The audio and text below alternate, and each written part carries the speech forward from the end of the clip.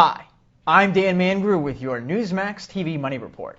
Today we have a special interview with an American success story, someone who used personal setbacks to become a multimillionaire. He's the author of the New York Times bestseller Rich Dad, Poor Dad, and the upcoming book Conspiracy of the Rich, as well as 14 other books that have sold over 26 million copies worldwide, Mr. Robert Kiyosaki.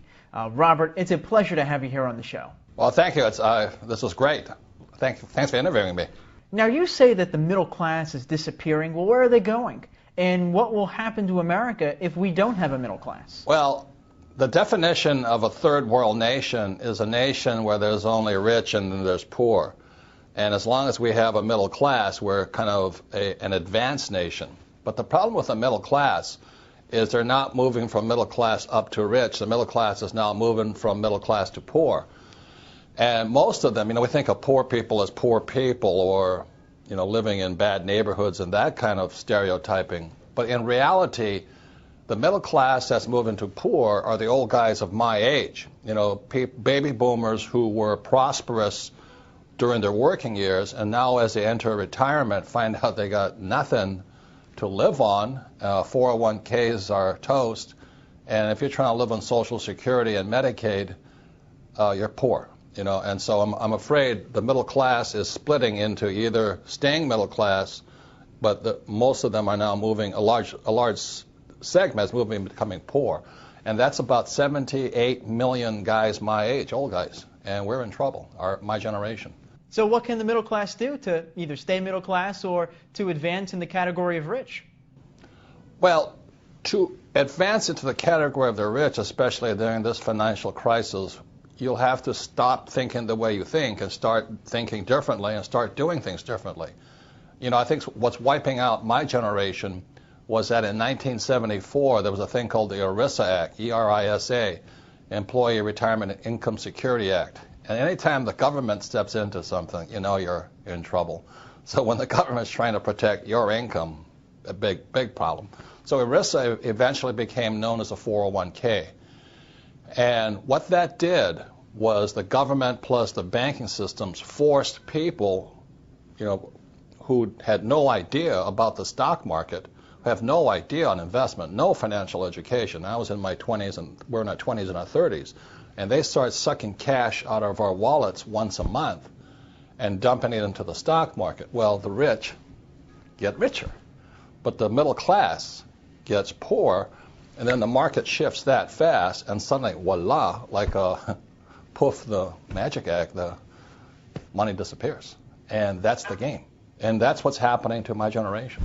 Now, one of the investments that you advocate is real estate. And with the residential real estate market looking like it's bottoming out, is real estate a good investment again? Well, I don't understand. I like real estate for one reason: debt. If you are trying to use your money, your savings to get rich, put it in the stock market with a 1-to-1 lift ratio, in other words, you put in $1 and that's all you get, there's no leverage to the thing. So the reason I like real estate is because of debt. Now, if you're going to play the game of debt, boy, you've got to be a lot smarter than the average bear out there. So real estate is a good investment if you have financial training, financial education, and you have somebody guiding you and some experience in the whole thing. So I love real estate. I think the real estate market is going to get worse, which is good for me. Now, these are tough economic times. Many are facing foreclosure, unemployment. Some even aren't able to put food on the table. What do you say to those folks? I would change what you think. That's what I was trying to say. If you're expecting the economy to come back, I think you're dreamland. Man, you better start, that old Bob Dylan song, you better start swimming and you'll sink like a stone. This idea that U.S. is the greatest country on earth and Obama's here to save you and the government's going to take care of you, that's called socialism. And I think you really better start changing your thinking, because they're not going to save you, they're going to save themselves. So I got financially educated when I was a kid, and I don't expect anybody to take care of me. I don't turn my money over to a 401k. I don't trust mutual funds. I don't trust banks. I trust myself, but I have to, in that vein, I have to start getting educated and get smarter with my money. That's why I was mentioning the 401k. We've been trading like Pavlovian dogs to just turn our money over to Wall Street. I mean, and that's what many intellectuals think is a smart thing to do. To me, that's being a Pavlovian dog. Now, in your book, The Conspiracy of the Rich, you speak about taxes being designed to keep people poor. What are your thoughts on all of the new government taxes we're seeing on the city, state, and federal level across the country? Well, there's four things that keep the middle class poor. Number one is taxes, as you know. Number two is debt, and that's why they want you to buy a house, get in debt, use a credit card, buy a car on credit. I love debt, but I use debt to get rich. Okay. Three is inflation. And so, as you know, the price of oil last year was $140. Now it's about $70 a barrel. Inflation is going to keep going up because of it's all written in Conspiracy of the Rich. And fourth is your retirement plan. So if you're going to be financially intelligent, you've really got to know how to use taxes, debt, inflation, and retirement to make you rich. Unfortunately, taxes, debt, inflation, and retirement makes the middle class poor. If you have any financial intelligence, I can make millions and millions of dollars and pay zero in taxes legally. But you better know what you're doing, because I don't want to go to jail and be somebody's boyfriend there. You better do it legally. So when Obama says he's going to tax the rich, who he is taxing are high-income intellectuals like doctors, lawyers, and CEOs of companies. Entrepreneurs and investors, guys like me, who are not dependent upon a paycheck, we have more tax loopholes to get through than anybody possible. I make millions of dollars, but my effective tax rate's about 26%. That's really low considering some of my employees are in the 50% bracket, and they don't even make near what I make. Now, you also bring up inflation, which is going to be a huge topic as the economy moves forward and rebounds out of recession. What can investors do to protect themselves from inflation?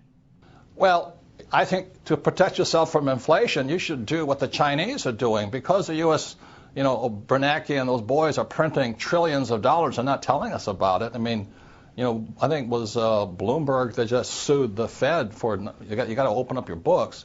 They're printing all of this money. You should do what the Chinese are doing. The Chinese are buying commodities. They're buying copper, oil, gold, silver, land. They just did that huge Canadian tar sands deal up in Canada. So that's all I've ever done. If you look at my investment portfolio, I started investing in oil in 1966, real estate in 1973, and I have my own gold mine and my own silver mine. So if you're afraid of inflation, which you should be, I would think silver is the number one investment today. Silver is a smoking deal. And silver at about $15, $16, $20 an ounce, average Joe can do it. You just cut out your Starbucks for a while and go buy some silver. You're in the game. Silver is one of the biggest things against inflation you'll ever see. Great investment. Are you personally buying silver? Absolutely. I've been buying it for years, so I just love silver. But I was buying it at $3 an ounce. Today it's about 15.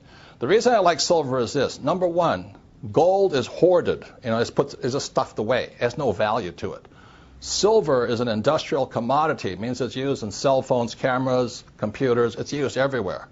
So that means today, what's really interesting is that there is more gold on planet Earth than silver. It is fantastic.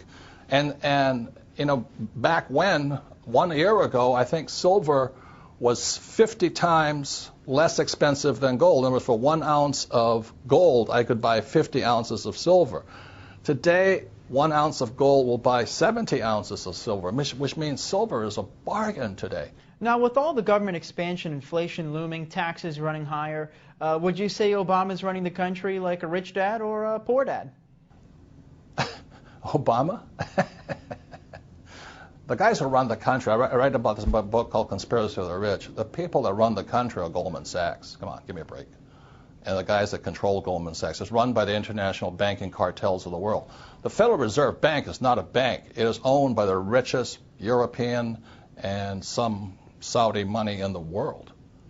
And the Federal Reserve Bank is the one that has caused this crisis. The Federal Reserve Bank was created in 1913. In 1944, there was a Bretton Woods Agreement. 1971, Nixon took the world off the gold standard. And after that, the Federal Reserve Bank controlled the world. And they could flood the world with fiat money. Currency that's paper. That's all it is. And throughout history, any time a nation has gone to fiat currency, in other words, government-sponsored money, the money has absolutely gone to zero. It has no value. So that's why you see gold fluctuating right now and silver fluctuating right now, oil fluctuating right now. It's because the world, the smart money knows the U.S. dollar is trash. I don't think Obama can do anything because he doesn't control the world. Goldman Sachs does. Robert Kiyosaki, best-selling author, investor, motivational speaker, and inventor, author of the upcoming book, Conspiracy of the Rich. Robert, thank you so much for coming on the program today. Thank you. This has been an interesting experience. Thank you. Signing off.